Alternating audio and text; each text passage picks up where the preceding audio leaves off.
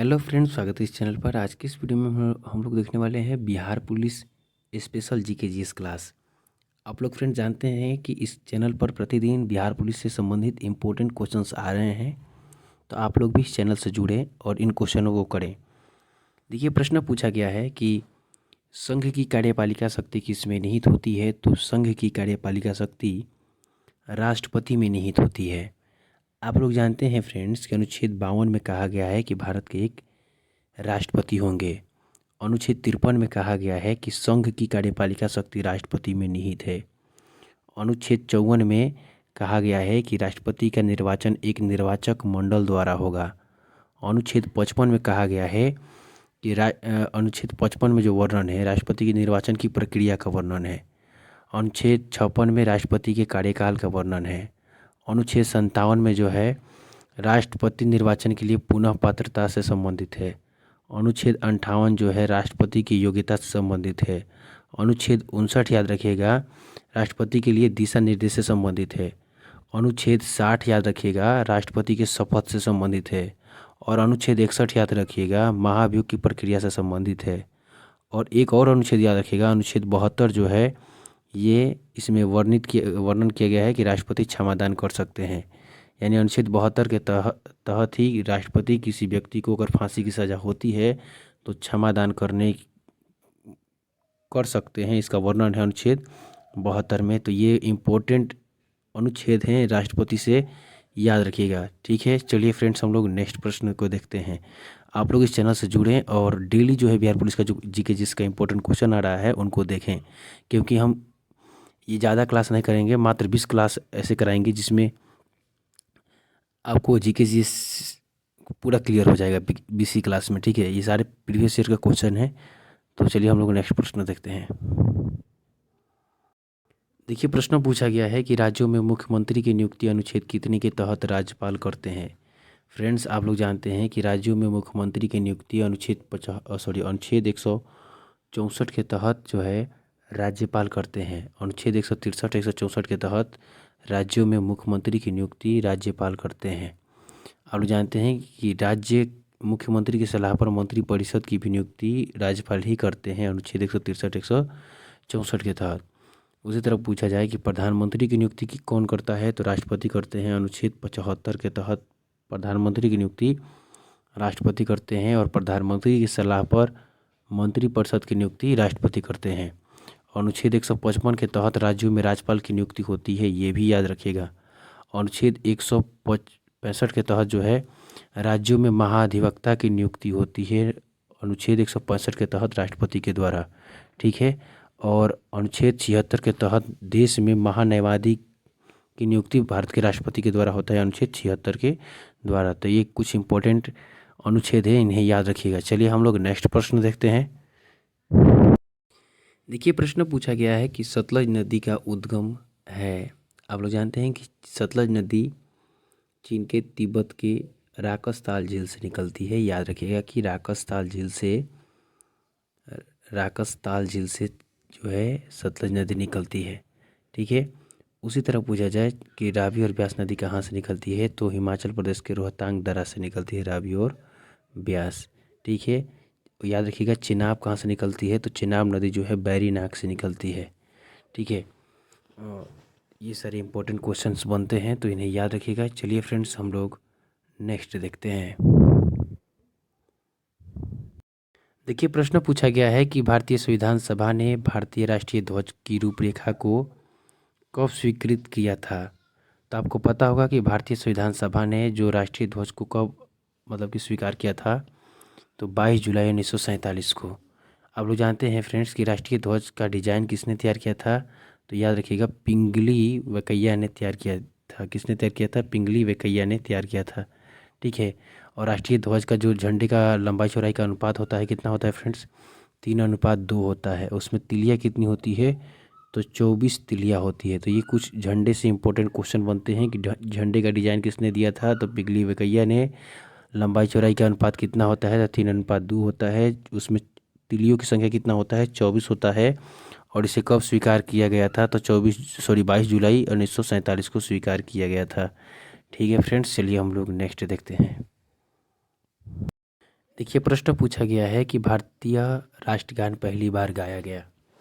देखिए फ्रेंड्स, 27 दिसंबर 1911 को भारतीय राष्ट्रीय कांग्रेस के कलकत्ता अधिवेशन में इसे पहली बार गाया गया था। किस अधिवेशन में? तो कलकत्ता अधिवेशन में, याद रखिएगा। कब गाया गया था? तो 1911 में। डेट क्या है? तो 27 दिसंबर। ठीक है। अब देखिए हमारे भारत का राष्ट्रगान क्या है? तो जन गण मन है। क्या है फ्रेंड्स?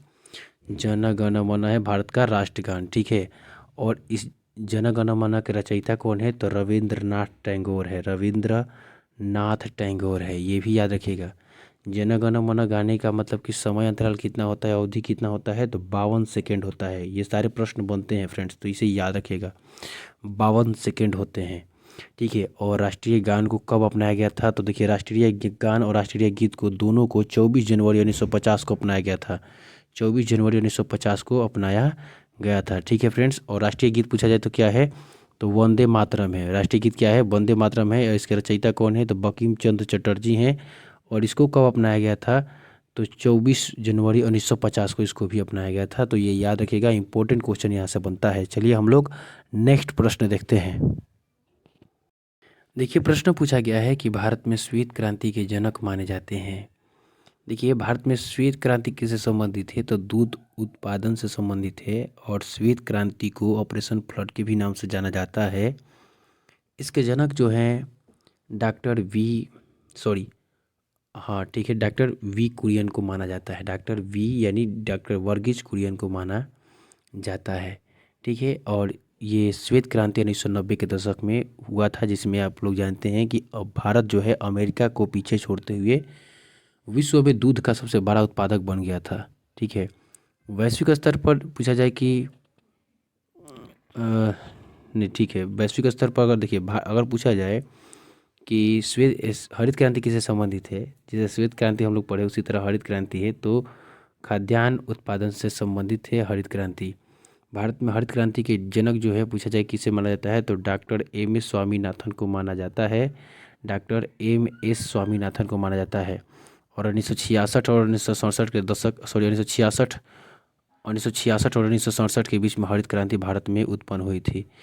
ठीक है। और हरित क्रांति का सबसे अधिक प्रभाव पंजाब, हरियाणा, उत्तर प्रदेश में देखा गया था गेहूं और चावल की फसलों पर। ठीक है। और याद रखिएगा वैश्विक स्तर पर पूछा जाए कि हरित क्रांति के जनक किसे माना जाता है, तो भारत में तो एम एस स्वामीनाथन को, और वैश्विक स्तर पर नॉर्मन बोरलॉग को माना जाता है। नॉर्मन बोरलॉग को माना जाता है वैश्विक स्तर पर, तो ये याद रखिएगा, इंपॉर्टेंट है। ठीक है फ्रेंड्स, तो आप लोग श्वेत क्रांति भी समझ में आ गया आप लोगों को, और हरित क्रांति भी समझ में आ गया। चलिए हम लोग नेक्स्ट देखते हैं। देखिए प्रश्न पूछा गया है कि भारत का राष्ट्रीय फल क्या है। तो आप लोग जानते हैं कि भारत का राष्ट्रीय फल आम है। आम का जो मतलब कि वैज्ञानिक नाम है मैगीफेरा इंडिका है। ठीक है।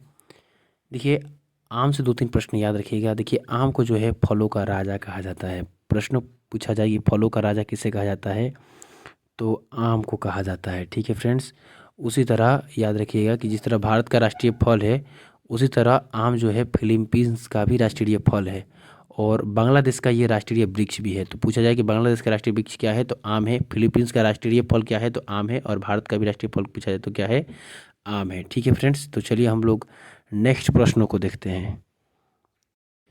देखिए प्रश्न पूछा गया है कि भारत में हरित क्रांति का जनक किसे माना जाता है। तो हम लोग ऊपर इसका व्याख्या भी किए थे। आप लोग जानते हैं कि भारत में हरित क्रांति का जनक जो है डॉक्टर एम एस स्वामीनाथन को माना जाता है। डॉक्टर एम एस स्वामीनाथन को माना जाता है। और हरित क्रांति भारत में कब उत्पन्न हुई थी, तो 1966 और 1967 के बीच में उत्पन्न हुई थी। इसके जनक किसे, तो डॉक्टर एम एस स्वामीनाथन को माना जाता है। इसका प्रभाव किन फसलों पर पड़ा था, तो गेहूँ, चावल और मतलब गेहूँ चावल की फसलों पर पड़ा था। और किन किन राज्यों में दिखाई दिया था ये इसका प्रभाव, तो हरियाणा, उत्तर प्रदेश और पंजाब में दिखाई दिया था। ठीक है फ्रेंड्स। वैश्विक स्तर पर याद रखिएगा कि हरित क्रांति के जनक जो हैं डॉक्टर नॉर्मन अर्नेस्ट बोरलॉग थे। वैश्विक स्तर पर हरित क्रांति के जनक। तो चलिए हम लोग नेक्स्ट देखते हैं। देखिए फ्रेंड्स प्रश्न पूछा गया है कि सिखों के 10वें गुरु गुरु गोविंद सिंह जी का जन्म कहाँ हुआ था। तो आप लोग जानते हैं कि सिखों के जो 10वें गुरु गोविंद सिंह का जन्म जो हुआ था, पटना में हुआ था। इनका जन्म याद रखिएगा फ्रेंड्स कि 22 दिसंबर 16 66 में इनका जन्म हुआ था, गुरु गोविंद सिंह का। ये सिखों के 10वें गुरु थे, ये याद रखिएगा, ठीक है। और इनके पिताजी का नाम जो है था, जो सिखों के 9वें गुरु थे, उनका नाम था गुरु तेग बहादुर। गुरु गोविंद सिंह का बचपन का नाम पूछा जाता है तो गोविंद राय नाम था इनका, बचपन का नाम गोविंद राय नाम था फ्रेंड्स, ये याद रखिएगा, गोविंद राय। और याद रखिएगा गुरु गोविंद सिंह के द्वारा ही 1699 में खालसा पंथ की शुरुआत किया गया था, 1699 में। तो ये भी पूछा जाता है, इम्पोर्टेंट प्रश्न है, ठीक है। और गोविंद सिंह का जन्म जो हुआ था पटना में हुआ था, ठीक है। ये सिखों के 10वें गुरु थे। पहले गुरु पूछा जाए तो कौन थे, तो गुरु नानक जी जो थे वो सिखों के पहले गुरु थे, ठीक है फ्रेंड्स। चलिए हम लोग नेक्स्ट देखते हैं।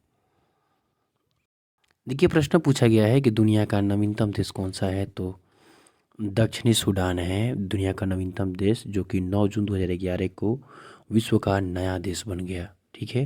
तो ये याद रखना है। चलिए फ्रेंड्स हम लोग नेक्स्ट देखते हैं। देखिए प्रश्न पूछा गया है कि न्यूनतम साक्षरता वाला प्रदेश कौन सा है, तो बिहार जो है सबसे न्यूनतम साक्षरता दर वाला प्रदेश है, ठीक है। बिहार की जो साक्षरता दर है 2011 में 65.4% था, ठीक है। और एक में 61.80% था बिहार का साक्षरता दर, ठीक है। भारत का साक्षरता दर पूछा जाए 2011 में कितना परसेंट था, तो 74% था, ये याद रखिएगा, ठीक है। ये इंपॉर्टेंट डेटा है, पूछा जाता है एग्जाम, इसलिए बता रहे हैं, ठीक है फ्रेंड्स। और चलिए अगला याद रखिएगा। देखिए 2001 में, हाँ 2001 में आप लोग याद रखिएगा कि बिहार का जो साक्षरता दर था ये इतना नहीं था, बिहार का साक्षरता दर जो था 47% था, ठीक है फ्रेंड्स।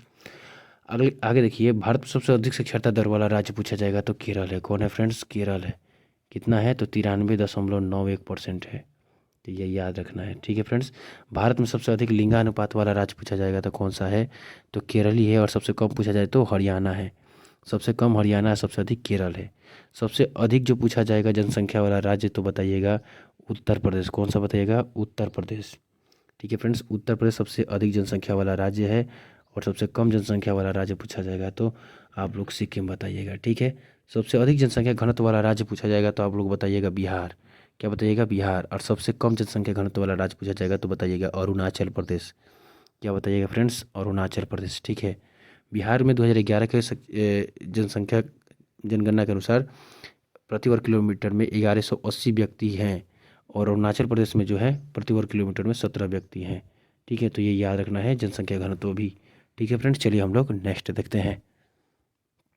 देखिए प्रश्न पूछा गया है कि सम्राट अशोक महान जिसने 40 वर्षों तक भारत में राज किया की राजधानी का उस समय नाम था, तो उस समय नाम था पाटलिपुत्र, वर्तमान में इसे तो पटना कहा जाता है, ये याद रखिएगा। और याद रखिएगा कि प्राचीन काल में महान मौर्य सम्राट चंद्रगुप्त मौर्य और अशोका द ग्रेट की ये राजधानी भी था। चंद्रगुप्त मौर्य का भी राजधानी था और अशोक का भी राजधानी था। आप लोग जानते हैं कि अशोक जो है मौर्य वंश के तीसरे शासक थे। चंद्रगुप्त मौर्य के बाद बिंबिसार हुए और बिंदुसार हुए, और बिंदुसार के बाद जो हुए अशोक हुए, ठीक है। ये याद रखिए। इसका निर्माण मगध शासक अजातशत्रु ने किया था। कब किया था, तो 490 ईसा पूर्व में किया था। पाटलिपुत्र का जो पूछा जाता है कि पाटलिपुत्र का निर्माण किसने किया था, तो याद रखिएगा अजातशत्रु ने किया था। अजातशत्रु ने किया था, कब किया था, तो 490 ईसा पूर्व में किया था। ये इंपॉर्टेंट कुछ डेटा है, याद रखिएगा, एग्जाम में पूछे जाते हैं। देखिए प्रश्न इंपॉर्टेंट है, यहाँ से प्रश्न रहते हैं। तो पूछा गया है कि आसियान जो है इसका सदस्य नहीं है। तो देखिए पहले आसियान के बारे में जान लीजिए। आसियान का पूरा नाम होता है association of south east Asian nation, यानी कि दक्षिण पूर्व राष्ट्रों का संगठन। इसकी स्थापना जो है 8 अगस्त 1967 को हुआ था, ठीक है। 8 अगस्त 1967 को हुआ था। आसियान के सदस्य, स्थापना तो पूछा ही जाता है, इसके सदस्य देशों की संख्या भी पूछा जाता है। तो इसके 10 सदस्य देश हैं, सबको याद रखना है, क्योंकि यहाँ आप लोग देखिएगा कि बहुत सारे एग्जामों में आसियान के सदस्य पूछा जाता है कि इनमें से कौन सा सदस्य नहीं है। इस प्रकार के प्रश्न बहुत होते हैं। तो चलिए सभी सदस्य देशों को भी जान जाइए। देखिए Brunei, Darussalam, Cambodia, Indonesia, Laos, Malaysia, Myanmar, Philippines, Singapore, Thailand और वियतनाम इसके तो सदस्य हैं। फिर से बता देते हैं, Brunei Darussalam, Cambodia, Indonesia, Laos, Malaysia, Myanmar, Philippines, Singapore, Thailand, Vietnam इसके सदस्य देश हैं। हाँ, एक इसका मुख्यालय याद रखिएगा, मुख्यालय नहीं बताया, इसका मुख्यालय जो है बैंकॉक है। थाईलैंड की राजधानी बैंकॉक जो है इसका मुख्यालय है आसियान का। ठीक है फ्रेंड्स, तो ये याद रखिएगा। एक साफ्टा भी होता है, तो साफ्टा का स्थापना 1993 में किया गया था। तो वो आगे अगर प्रश्न होगा तो बताएंगे, नहीं तो इसके बारे में इतना याद रखिए। ठीक है फ्रेंड्स, चलिए हम लोग नेक्स्ट देखते हैं। देखिए, प्रश्न पूछा गया है कि उस राज्य का नाम बताइए जहां से भारत का प्रथम राष्ट्रपति चुना गया। आप लोग जानते हैं कि भारत के राजेंद्र प्रसाद जो थे, जिसे अ, देश रत्न के भी नाम से जाना जाता था, इनका जन्म बिहार में हुआ था और बिहार के ही ये व्यक्ति थे और भारत के प्रथम राष्ट्रपति बने डॉक्टर राजेंद्र प्रसाद। बिहार के सिवान जिला के जीरादेई नामक गांव में इनका जन्म हुआ था। ठीक है, और ये 2 बार राष्ट्रपति रहे। पूछा भी जाता है कि डॉक्टर राजेंद्र प्रसाद कितने बार राष्ट्रपति रहे, 2 बार। और इनको भारत रत्न कब मिला था, भारत का सर्वोच्च नागरिक सम्मान इनको कब मिला था, तो 1962 में मिला था। भारत रत्न इनको कब मिला था, तो 1962 में मिला था। और भारत रत्न आपको पता नहीं हो कि भारत रत्न क्या होता है, तो फिर से सुन लीजिए। देखिए, ये भारत का सर्वोच्च नागरिक सम्मान होता है भारत रत्न। एशिया का सर्वोच्च नागरिक सम्मान होता है रेमन मैग्सेसे पुरस्कार। और विश्व का सबसे सर्वोच्च नागरिक पुरस्कार होता है नोबेल पुरस्कार। तो ये तीनों याद रखिएगा। विश्व का सबसे सर्वोच्च नागरिक सम्मान होता है नोबेल पुरस्कार, एशिया का रेमन मैग्सेसे पुरस्कार, और भारत का सर्वोच्च नागरिक सम्मान भारत रत्न होता है। भारत रत्न की शुरुआत याद रखिएगा फ्रेंड्स कि 2 जनवरी 1954 को किया गया। 2 जनवरी 1954 को भारत रत्न की शुरुआत किया गया और पहली बार 3 व्यक्तियों को भारत रत्न दिया गया था। Doctor Sarvepalli Radhakrishna, C V Raman, doctor Sarvepalli Radhakrishna और एक और व्यक्ति थे, सी राजगोपालचारी। इन तीनों व्यक्ति को दिया गया था। ठीक है फ्रेंड्स, तो इम्पोर्टेंट है, ये याद रखिएगा। और ये भी याद रखिएगा कि नोबेल पुरस्कार की जो शुरुआत किया गया था 1901 में किया गया था, 1901 में। ठीक है, इम्पोर्टेंट है। चलिए नेक्स्ट देखते हैं। देखिए, प्रश्न पूछा गया है कि निम्नलिखित में से कौन सा आयोग सर्वप्रथम भारत के संविधान की किसी धारा के अंतर्गत किसी निश्चित प्रावधान के अनुपालन में स्थापित किया गया है। फिर से सुनिए, पूछा गया है कि निम्नलिखित में से कौन सा आयोग सर्वप्रथम भारत के संविधान के किसी धारा के अंतर्गत किसी निश्चित प्रावधान के अनुपालन में स्थापित किया गया है। तो चुनाव आयोग को स्थापित किया गया है। किसको, चुनाव आयोग को। देखिए, चुनाव आयोग के बारे में याद रखिएगा। संविधान की अनुच्छेद 324 के तहत चुनाव आयोग का स्थापना किया गया।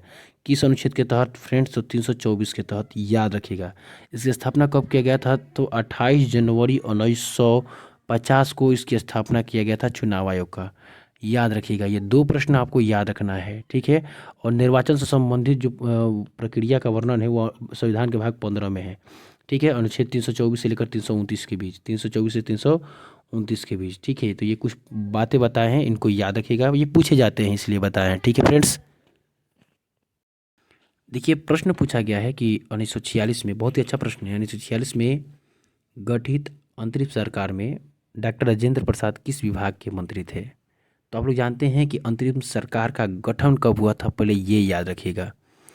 तो 2 सितंबर 1946 को हुआ था। ठीक है, तो इसमें जवाहरलाल नेहरू के नेतृत्व में 12 मंत्रियों का नामांकन के साथ अंतरिम सरकार की स्थापना किया गया था। कितने मंत्री थे अंतरिम सरकार में, तो 12 मंत्री थे। ठीक है, इस सरकार में राजेंद्र प्रसाद को जो है कृषि खाद्य एवं कृषि मंत्रालय सौंपा गया था, ये याद रखिएगा। ठीक है, 11 दिसंबर 1946 को राजेंद्र प्रसाद को संविधान सभा का अध्यक्ष भी चुन लिया गया। और 11 दिसंबर